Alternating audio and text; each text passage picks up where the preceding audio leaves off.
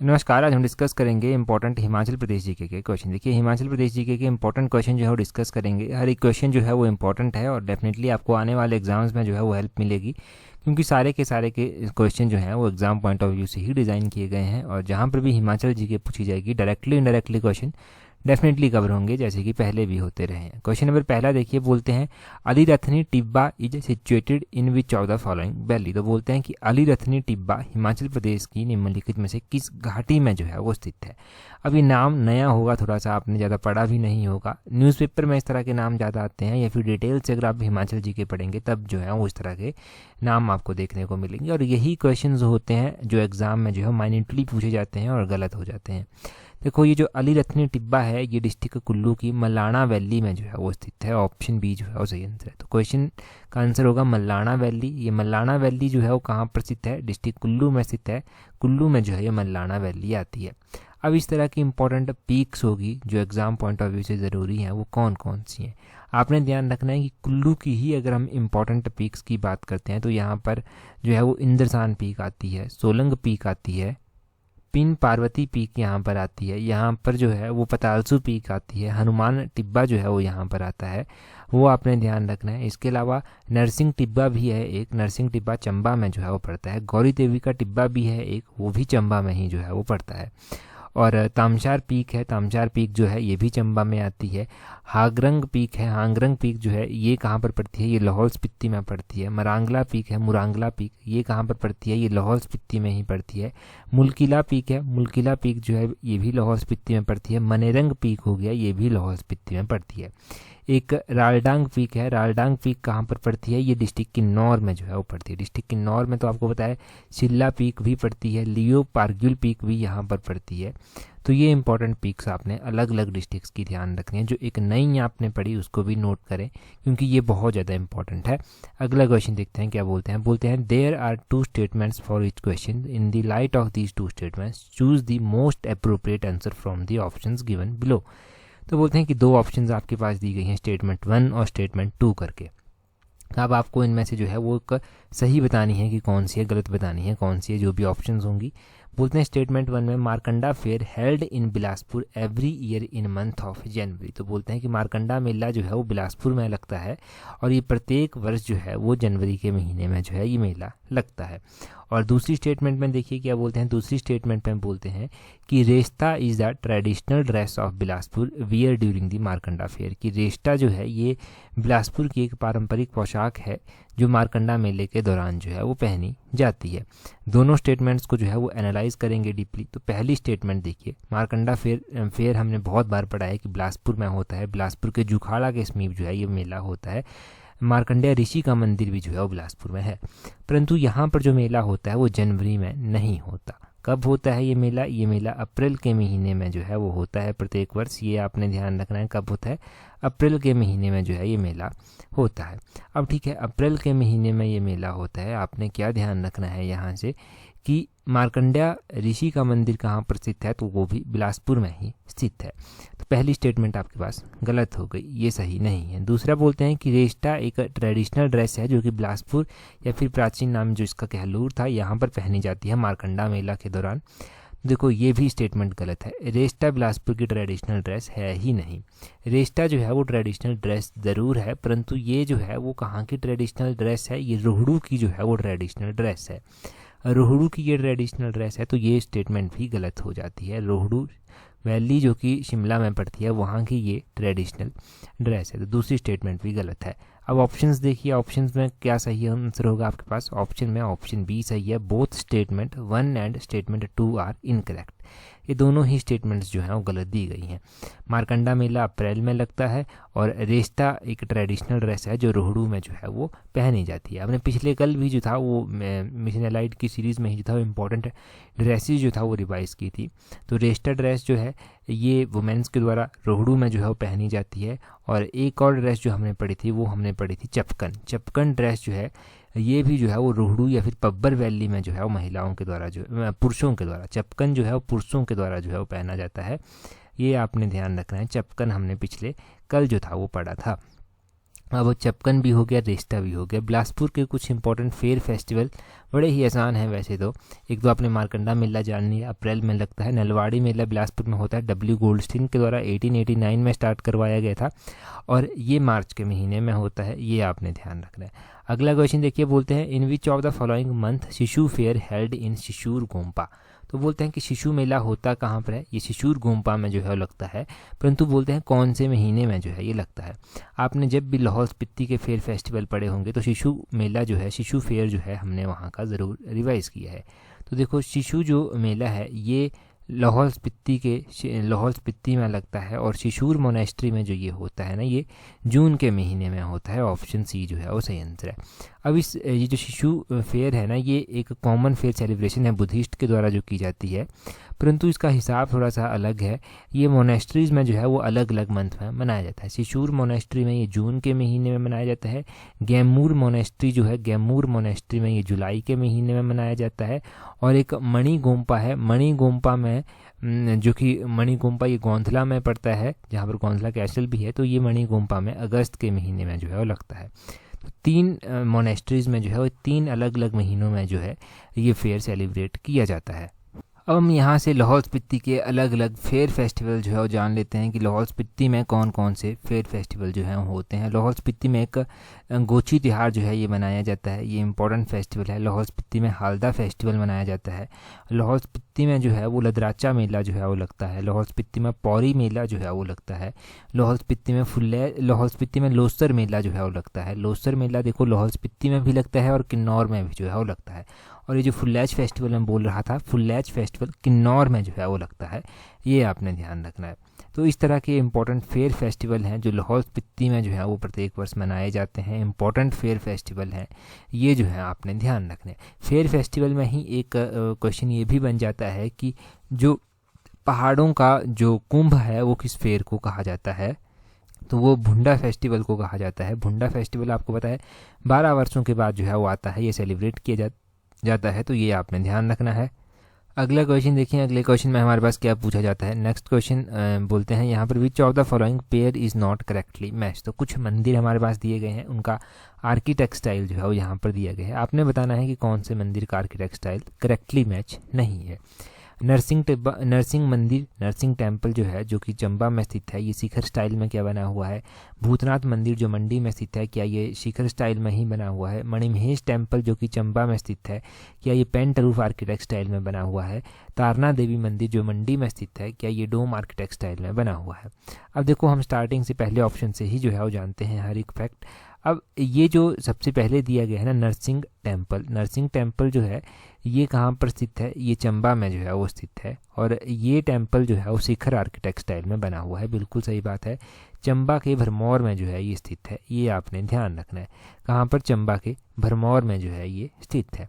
और भूतनाथ मंदिर हो गया हमारे पास, भूतनाथ मंदिर भी जो है वो इम्पोर्टेंट मंदिर है और ये मंडी में जो है वो स्थित है और ये भी जो है वो शिखर आर्किटेक्ट स्टाइल में ही बना हुआ है। राजा अजबर सेन के द्वारा जो था वो इसकी कंस्ट्रक्शन जो था वो करवाई गई थी, ये ध्यान रखें आप यहाँ से। और उसके बाद दिया गया है मणिमहेश टेम्पल, मणिमहेश यात्रा भी जो है वो आजकल चली हुई है।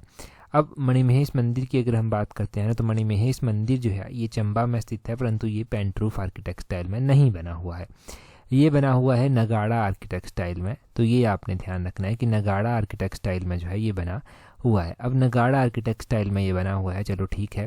तारना देवी मंदिर है आगे दिया हुआ, ये कौन से आर्किटेक्ट स्टाइल में बना हुआ है, मंडी का। तारना देवी मंदिर जिसको श्यामा काली मंदिर भी कहा जाता है, ये जो है ये डोम आर्किटेक्ट स्टाइल में बना हुआ है, बिल्कुल सही बात है। तो अगर हम गलत बात करेंगे ना कि नॉट करेक्टली मैच, तो ऑप्शन सी जो है ये करेक्टली मैच नहीं है। बाकी सारे के सारे 3 ऑप्शन जो बाकी बचते हैं वो सारे के सारे करेक्टली मैच यहाँ पर किए गए हैं। मणिमहेश की थोड़ी सी बात कर लेते हैं। आजकल मैंने अभी बताया आपको कि मणिमहेश यात्रा भी जो है वो चली हुई है। टेलीग्राम पर हम न्यूज़पेपर की कटिंग शेयर करते हैं ना, तो वहाँ से भी ये जानकारी आपको मिलती रहती है। मणिमहेश में जन्माष्टमी पर जो था वो शाही नहन जो था वो किया गया, शाही स्नान आप कह सकते हैं। तो सैकड़ों श्रद्धालुओं ने जो था वो यहाँ पर डुबकी लगाई।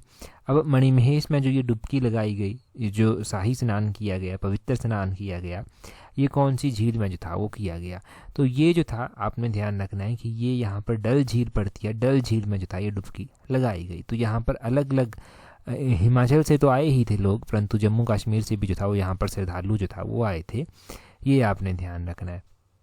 तो यात्रा के बारे में यही है कि यहाँ पर श्रद्धालु आते हैं और इस तरह से शाही स्नान यहाँ पर जो किया गया वो किस तरह से किया गया, कितने लोगों ने यहाँ पर डुबकी लगाई, क्या क्या जो जितने फैक्ट हैं वो मैंने आपके साथ सारे क्लियर कर दिए।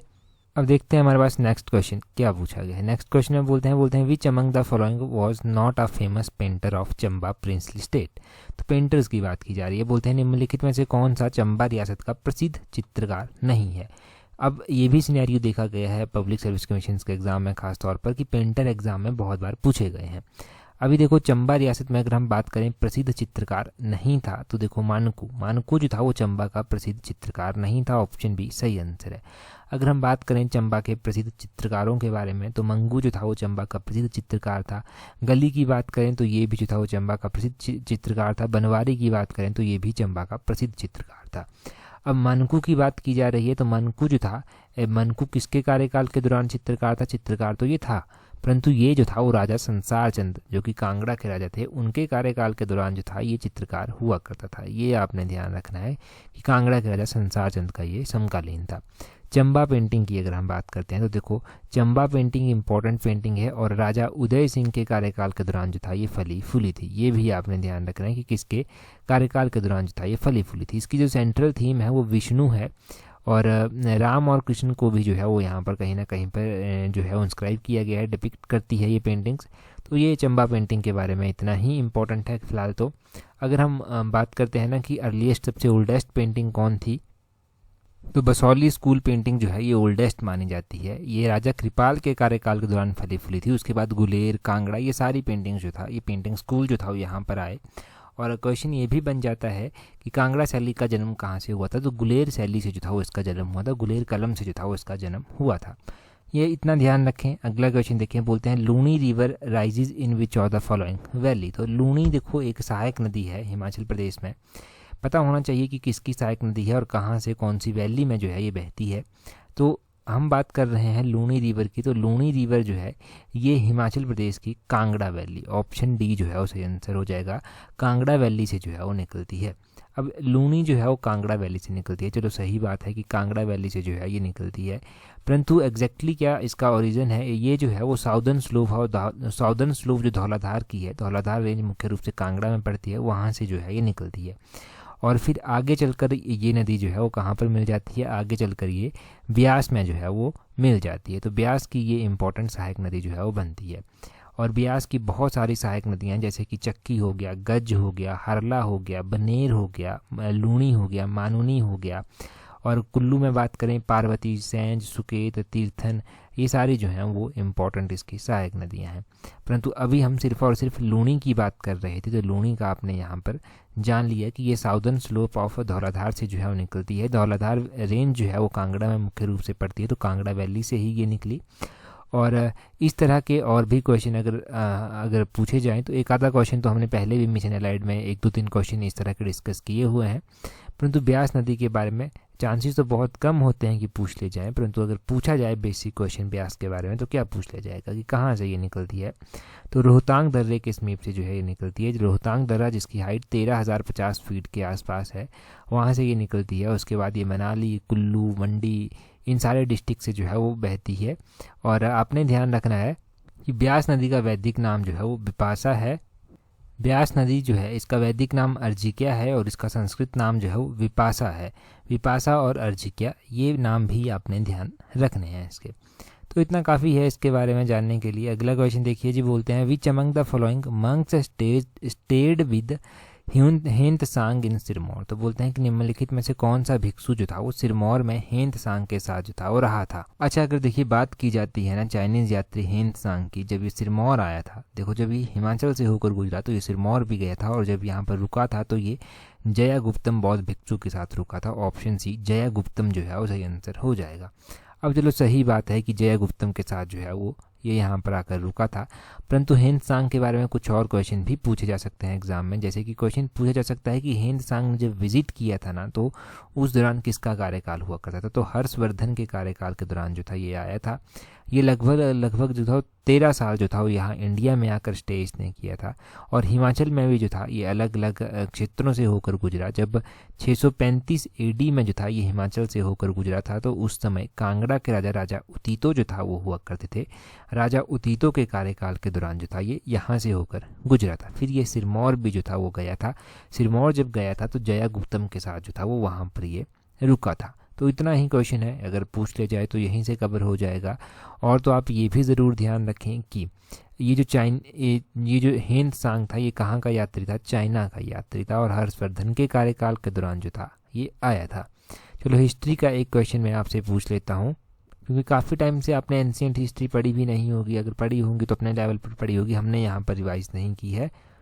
एक चाइनीज़ यात्री था फाहियान जो था वो किसके कार्यकाल के दौरान जो था वो भारत की यात्रा पर आया था। फाहियान उस टाइम जब आया था तो कौन यहाँ पर रूल करता था, ये आपने कमेंट करके बताना है। नेक्स्ट क्वेश्चन देखें जी, बोलते हैं which of the following statement is are correct with respect to Jaswan state. तो बोलते हैं कि निम्नलिखित में से कौन सी स्टेटमेंट, कौन सा कथन जो है वो जसवां रियासत जो है वो उसके संदर्भ में सही है। अगर हम जसवां रियासत के संदर्भ में बात करते हैं तो हमारे पास दो ऑप्शंस जो हैं वो यहाँ पर दी गई है। पहली ऑप्शन देखते हैं क्या दी गई है। यहाँ पर बोलते हैं Jaswan is said to have become an independent state in about 1170, कि जसवां जो था ये माना जाता है कि जसवां जो है 1170 ईस्वी पूर्व जो था वो इसकी स्थापना यहाँ पर की गई थी। और दूसरी स्टेटमेंट में बोलते हैं when the second Sikh war begin in 1848 the Raja of Jaswan revolted against British rule. बोलते हैं कि जब 1848 में सिख युद्ध हुआ था, एंग्लो सिख वॉर जिसको आप कहते हैं, तो उस दौरान जसवां के जो राजा थे उन्होंने क्या किया था, उन्होंने ब्रिटिश सरकार के खिलाफ विद्रोह कर दिया था। पहली स्टेटमेंट को सबसे पहले एनालाइज करते हैं। तो जसवां जो है ये ओल्डेस्ट एक one of the princely state है हिमाचल का। प्रेजेंट टाइम में ऊना का जो अधिकतर भाग है वो जसवां रियासत के अंतर्गत ही पहले आता था। बिल्कुल सही बात है, ये 1170 ईस्वी पूर्व ही जो था वो बना था। तो ये पहली स्टेटमेंट सही है। इसकी स्थापना किसके द्वारा की गई थी, राजा पूरब चंद के द्वारा जो था वो की गई थी। तो राजा पूरब चंद का नाम आपने ध्यान रखना है कि जिन्होंने इसकी स्थापना जो था वो की थी। चलो ठीक है कि राजा पूरब चंद ने जो था वो इसकी स्थापना की थी। इसकी जो राजधानी हुआ करती थी वो राजपुर में जो था वो हुआ करती थी। ये भी ध्यान रखें कि राजपुर में इसकी कैपिटल जो था वो हुआ करती थी। दूसरी स्टेटमेंट देखें, बोलते हैं when was second Sikh war begin in 1848 the Raja of Jaswan revolted against British rule. बोलते हैं जब 1848 में जो था वो दूसरा एंग्लो सिख वॉर स्टार्ट हुआ था, तो यहाँ पर के जो राजा थे उन्होंने अंग्रेज़ों के विरुद्ध जो था वो खड़े हो गए थे। तो अंग्रेज़ों के विरुद्ध खड़े होने का मतलब है कि सिखों के साथ वो आ गए थे। बिल्कुल सही बात है ये भी। 1848 में जब सेकंड एंग्लो सिख वॉर होता है तो ये जो था वो ब्रिटिशर्स के अगेंस्ट चले गए थे और सिखों का साथ जो था वो इन्होंने दिया था। और ये कौन थे यहाँ के राजा, राजा उमेद सिंह जो था वो यहाँ के राजा हुआ करते थे। कौन हुआ करते थे, राजा उमेद सिंह जो था वो यहाँ के राजा हुआ करते थे। उमेद सिंह का नाम आपने ध्यान रखना है। तो दूसरी स्टेटमेंट भी आपके पास जो है वो सही दी गई है। अब आपने जसवां के बारे में जान लिया कि 1170 में जो था वो इसकी स्थापना की गई थी। ऊना का जो मैक्सिमम भाग जो जसवां रियासत के अंतर्गत पहले आता था। राजपुरा में इसकी कैपिटल है। 1848 का स्टेटस आपने इसमें जान लिया। 1815 में ये रियासत जो था वो सिखों के कब्जे में जो था वो आ गई थी। ये भी ध्यान रखें कि सिखों के कब्जे में कब आई थी। इससे पहले मुगल काल जब था तो मुगल काल में अकबर के समय में जो था वो जसवां रियासत मुगलों के अधीन भी जो था वो रही थी। ये भी ध्यान रखें। उस समय यहाँ के राजा गोविंद पाल जो था वो हुआ करते थे। तो इसका तो बोथ 1 और 2 दोनों ही स्टेटमेंट जो हैं वो सही हैं। जब सही आपसे पूछा गया है तो दोनों ही स्टेटमेंट्स आपके पास यहाँ पर करेक्ट दी गई हैं, सही जो हैं वो दी गई हैं।